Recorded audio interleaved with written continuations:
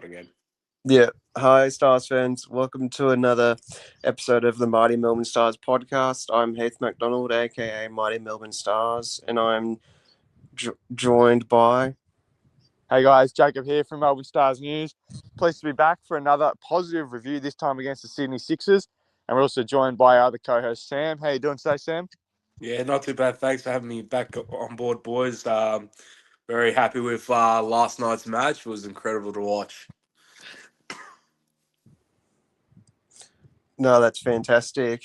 So obviously, we went 3-0 against the Sixers.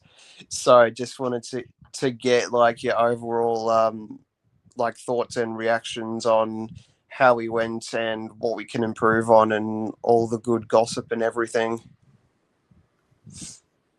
Yeah, I think I'll start for what we can improve on. I think it's just the power play, really. The first Mm. 4 overs, yes, we get early wickets, which is great, but I think we can try and get maybe limit the runs as much as possible. But I think other than that, try limit a few more of the extras, like especially like wides. But we can't control things like buys, no balls, leg buys. They're out of our control, sort of things. Just more, just bowling one too many down leg side. But the fact that we beat one of the best teams last night. I mean, yes, it would have been nice if Hughes didn't get his 60 runs, but in saying that, though, we got the job done. We were highly underestimated by everyone, and no one thought we would even be 3-0, let alone beat the Sixers last night. So I'm really happy with our efforts last night, honestly. Yeah, look, in terms of improvement, I mean, it's tough. I think we were quite consistent with the ball. But yeah, it'd be similar to what Sam mentioned, just trying to break the partnerships. I think we've taken key wickets early in all three games.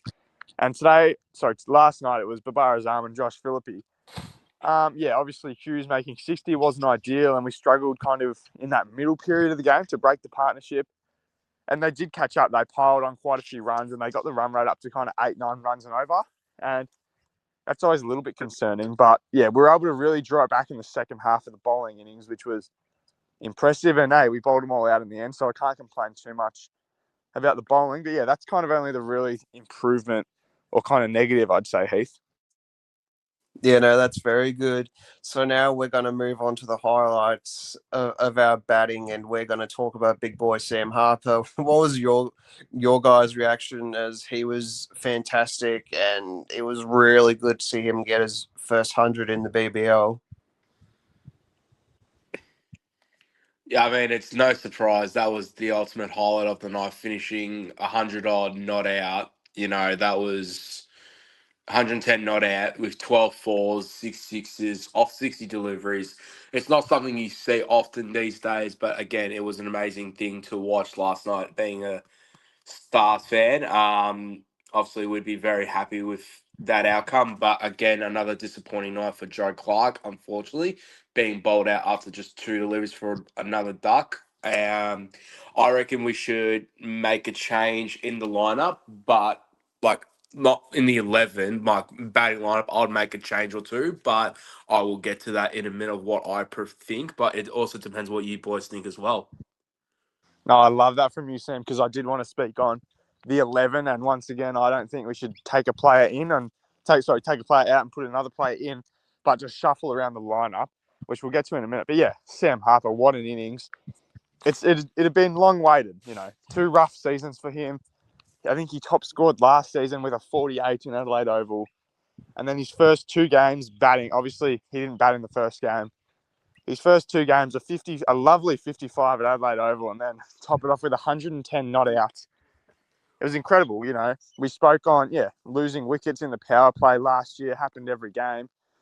It did happen this game, unfortunately, with Joe Clark, but that was our first time this season. So, look, I'm not too mad about it. Sean Abbott's a great bowler, by the way, so it wasn't easy facing him.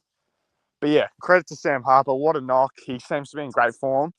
We hope we can continue that. And yeah, other guys with the bat, I mean, John Merlo was a bit of a disappointment, I'd say. His strike rate was quite low. We sent him in, gave him a chance at number 4, just because we had all the time in the world. But he still couldn't convert, unfortunately. Campbell Callaway had a little spell, but unfortunately also couldn't really convert. And then that was about it. It was pretty much purely the Sam Harper show. No, that's fantastic. So that brings me into my next question. What changes do we need to make to the lineup against the Thunder, since we faced them on Sunday at Monica Oval, the crappy pitch that we struggled on in that knockout final last year? I think, well, if Tom Rogers is fit, I'd bring him in. But my main change is I would move Stoinis and Cartwright to the top of the order. One of them with Stoinis with Harper. I'd put Kellaway at 6, Cartwright at 3, drop Merlot if that's the case, and then Curran at 5. So just the way I would see it, I think just shuffle it around a bit. Hopefully we can have a better outcome this time on that Monaco Oval. Obvious reasons being our home game being there because of the fact that the Ashes is currently on at the moment, and today is day 2 of that, which is a crazy scene after seeing 20 wickets yesterday. It was unbelievable. So I think, like I said, maybe just swap around Stoinis for Clark, because Clark hasn't produced much so far. I mean, he's only had in 3 games 43 runs, which is pretty decent, but not ideal either. And same with Callaway. He's proven that he's going to be a really good Test batsman and a one-day batsman in the future. But I don't think 2020 is for him. Like, looking at the scoreboard in front of me, 14 off 19, and then Merlot 14 off 21. That's more like Test scores. Like, you don't want to be blocking and taking your time for everything. Like, you want to go straight and go smack bang straight away. That's for me for the batting lineup. But I think if there are any changes, maybe just drop Merlot for Rogers, or even bring in just to rest a player. I'll drop. I hate saying it, but I'll drop Swepson for Hatcher or McKenzie. Yeah, it's a tough one. I think we have, excuse me, we have so many options within our batting lineup that it makes it easy and difficult at the same time. Look, I think Stoinis is really set at number 4, so I wouldn't want to poke him around too much. He's been in phenomenal form. Look, Callaway's a tough one. It's his first real season in the Big Bash as a main player. He's filled in a few times. He's played the kind of John Merlot role.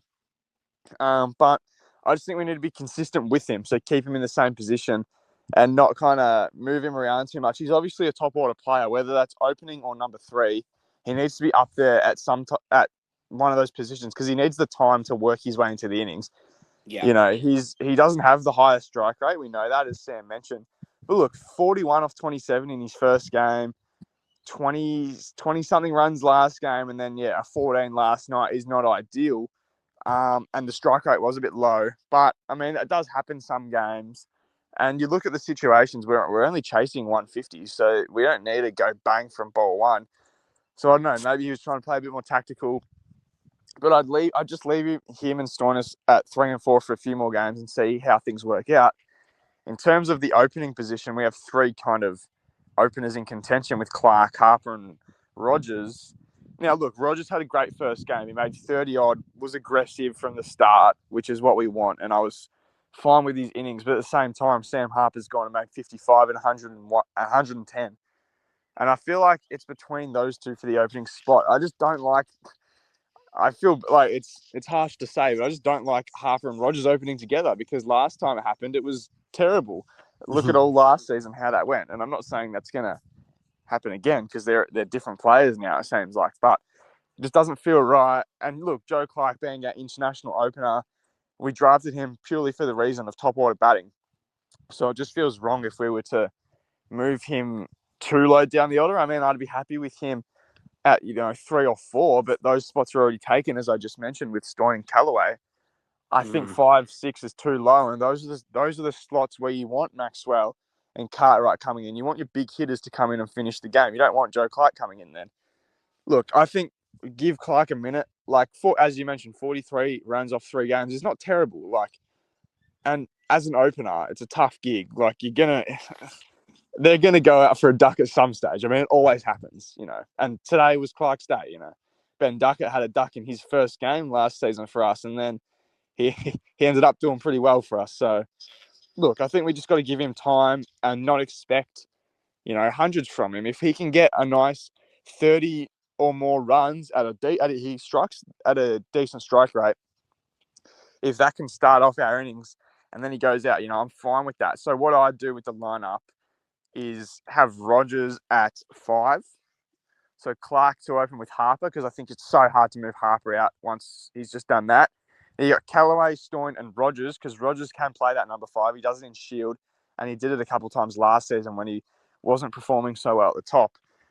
And then you have Maxwell at 6, Cartwright at 7, which is what we've been rolling with for the previous few games. And obviously, if that can change depending on the circumstances. If we only lose 1 wicket, for the first 10 overs, and then there's only a few overs left, we're not going to send Rogers in. We'll happily send Maxwell in to get the job done. But as an XI, listed 11, I'd have Maxwell at 6, Cartwright at 7.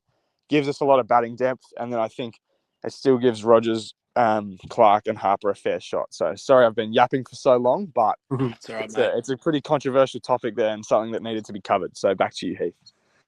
Yeah, definitely. I'd 100% drop Merlo for Rogers if he's fit. If Rogers can't get up, maybe McKenzie. Who knows? Is there anything else that we would like to discuss? Because we've covered pretty much everything.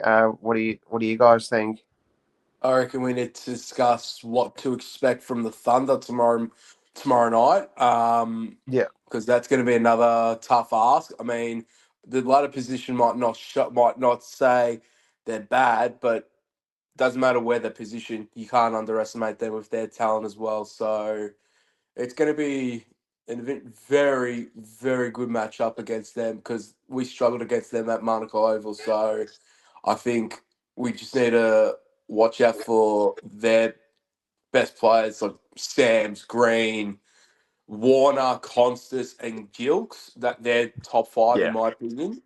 Um, I think if we can keep performing the way we've been performing, yeah, it'll be great to keep them under 150. But Monaco's a very, very interesting one. So I think it's going to be closer than we think. So, and knowing that we're the only undefeated team at the moment after 3 matches is pretty incredible because the Hurricanes have played 4 games already and their only loss was against us on our first match last week. So, I feel like the way it's going, it could be us against the Hurricanes or against the Scorchers in the final. I know it's a Yeah. bold call, but I seriously think we can improve a lot and finish in the top 4. No, for sure we can finish in the top 4. We just got to keep things going. A few more games, we'll be able to lock in a final spot early, which would be great. So yeah, Monica's a tough pitch, no doubt. Would you guys make any changes, like based on the pitch? What do you think about that? I'll let Sam go. It's a tough one. I mean, like we said the other day, don't fix anything if it's not broken. But at the same time, we want to have the best 11 possible, and I think we should. Maybe not this early, but I would consider like resting a player because of the fact that we've played 3 games within 6 days. You know, Yeah, which I is could rest. insane, by the way. That's an insane fixture. Yeah, but you just got to imagine how NBA players do it every day, playing back to backs on the same 2 days in a row as well. So it's quite hard. But if I was to drop anyone, not that I would do it, but maybe bring in Hatcher for Swepson is one change I would consider because I feel like we could use a bit more. I feel like Monica is more of a. It's a hard one to decide, but I feel like we could bring a bit more pace and swing on that. But at the same time, we just gotta make sure we bowl as simple as bowling in the right spots. I mean, yes, we've been producing wickets late in the innings, which is great because we're applying that pressure. Because last night they were like 80 runs by Drinks, I think it was one Yeah. for 80 or 2 for 80, something like that, and then bang, we just flipped the switch, and then we just got them all out for 140. We just only just added another 60 odd runs, which is incredible. But at the same time, we all thought we were literally saying to each other, "Oh, Wake Hughes is going. He was going to get 100, or they're going to get 180." The Sixers, but nah, we kept them 144. Who would have thought? Like that was very unpredictable. Because I'm looking at the top four right now. You've got us, the Hurricanes, Sixers, and Scorchers. Okay, great. Scorchers could have won last night, but they just couldn't get going because the Hurricanes bowlers stopped Finney Allen and Connor Connolly sort of thing. They're two best at the moment. So I think for us to beat the Sixers, we just got to take early wickets, especially against Gilks and Constance as the top order. Then you got Davey Warner to come in. If we can get those three out early within the first 6 over, within the power play or within the first six at least, we have a pretty good chance of keeping them to a low total. But we need to. That's if we bowl first. But if we bat first, I think we should be aiming for 170 plus because I don't know what the record is at Monaco, but it might be working in our favour because they might have a fast outfield, small oval. But then again, it's just about playing the right shots, putting in the right areas, sort of thing, and just playing smart, not silly. So it's a tough one, but I feel like this could be a good test for us to see where we're at after this week. Yeah, no doubt. Look, David Warner's a smart guy, and I think if he wins that bat flip, he knows he's going to send us into bat just statistically because we've bowled our last 2 games and won them all. So he's going to be in our head, like he was last time we played him with Glenn Maxwell trying to put him off. In terms of lineup changes, which was the original question, look, Monaco, it just depends what the pitch is doing. As Sam mentioned, if it's swinging a lot, then yeah, maybe we do go with Liam Hatcher, Tom Whitney. But at the same time, it can be dry up there. With the heat, maybe the spin is more friendly. So we have Mitch Swepson in and we have the addition of Hamish McKenzie. Maybe we take a batter away and that could be Tom Rogers if he's maybe not fit enough. And we add McKenzie in, so then we have extra spin options. So that's something to look at. But yeah, once again, it depends what the pitch is doing. So we leave that with the team. Yeah, what else? What else did we have? Oh, Sam spoke on, the low totals and keeping teams, at the back end of the innings, taking wickets. It was crucial. And if we do that, we're going to win every game because we have 8 guys who can hit the ball. We bat really deep. So if we're holding teams to 150, 160 and under, we're going to win. Depending on the pitch, obviously Monaco, maybe a lower total is more defendable. Maybe 160 is more like 185 at Monaco. But in general, at most other grounds, particularly the MCG, if we're holding teams to that low, we're going to be able to chase that. And that, it's off our bowling attack. The quick key wickets early, Babar Azam, Josh Phillippe in that game, and then Chris Lynn, Jason Sanger in the game before, then Mitch Owen. The list goes on of the big targets that we've been able to eliminate in the power play. And it puts pressure on their middle order. At times they've caught up. We have spoken on kind of the wicket droughts in the middle. But then, after drinks break, to be able to really put the pressure on and bowl, we've taken 8 wickets, and 10 wickets, in our past 3 games, So we've been applying the pressure and we've been, really, really limiting their batting orders. So, look, it's been great to see and hopefully that continues because, if we can have our bowling as our strength, then it's going to make it a lot less pressure on the batters. So, back to you, Heath. Yeah, no, definitely. I 100% agree on that. Like with the bowling and everything, but there's going to be a few games in the season where we're going to have to bat and defend. Like, yes, we can bowl and take wickets in early power play and everything, but we just need to, like, someone's going to say, oh, you're going to have a bat and we're going to really be put to the test because I think like finals are won by teams who not also can bowl but also can bat really well too and defend really well. So that's just a thing that I just wanted to bring up as well. No, for sure. I mean, you have to be able to do it all in the Big Bash to win. So I think we've covered everything in terms of reviewing the Sixers game. We spoke on, lineup changes that need to be made, shared our thoughts. Obviously, another shout out to Sam Harper, his maiden BBL century. We don't see too many of them. We've seen a few this season, which is, I don't know if it's a coincidence or not, but a good start. We've already seen about 400s. So hopefully more continue, hopefully more from Stars players. But round of applause for Sam Harper. That was an incredible innings and hopefully he continues that form. So I think that wraps up the review of the Sydney Sixers game. The Stars moved to 3-0, remain on the top of the table with a good net run rate. Short turnaround, we continue tomorrow at Manuka Oval against our enemies, the Sydney Thunder. Yeah. So let's hope to make it 4-0. We go in with the same energy, the same attitude, get the job done. And yeah, I think that's it. Anyone else want to add anything? Sam? Nah, sky's the limits, boys. Just got to keep this momentum going, and we'll see how long we can build this run for. No, definitely. Sure. Thank you, Sam and Jacob, for coming on and co-hosting with me again. It was fantastic. I love it. No problem, mate. Cheers, bro. All good. Yeah, okay. And don't forget to follow all our socials and subscribe to the YouTube channel and everything, as we want to hit 100 subscribers by, let's say, the Finals time? Yeah, finals time. That'd be nice. Yeah. Let's do it. Okay, and look out for our preview against the Thunder, and yeah, go Stars. Go Stars. Thank you all. Those stars. Thanks, guys. What you doing?